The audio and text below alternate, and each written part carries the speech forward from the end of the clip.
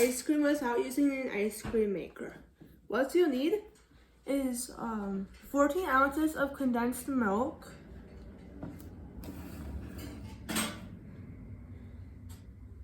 4 cups of heavy whipping cream, some chocolate extract, some cherry extract, some mint extract, and some vanilla extract. And you don't have to use the same extract flavors that I'm using, and you can mix and match. And if you want, you can add some sprinkles, and you can also add some food coloring too.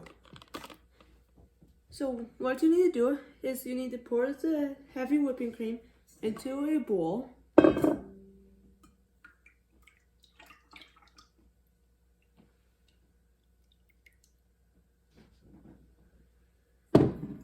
And then you add the 14 ounces of condensed milk. Once the 2 ingredients are in the bowl, it should look something like that. And then the next step that we're going to do is we're going to use the electric beaters and then mix it up until it's all smooth. After it's all mixed up, it should look something like that. And if it's all like bubbly and kind of like a little fuzzy on the top, then that's okay.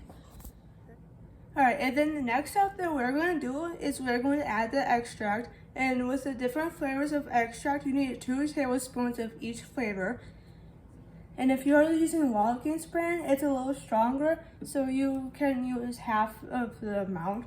Now I already added 1 tablespoon of mint extract. And then I'm going to add chocolate extract. I decided to add an extra flavor.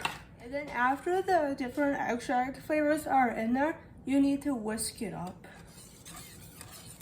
And with mixing stuff up, it's important that you get all the ingredients mixed together as good as you can. If you guys want to add like any sprinkles or any food coloring, it's best that you add it before you freeze it. Hopefully you guys had fun learning how to make homemade ice cream. And if you want the recipe, it's in the description box. And this is what the ice cream looks like when it's all frozen.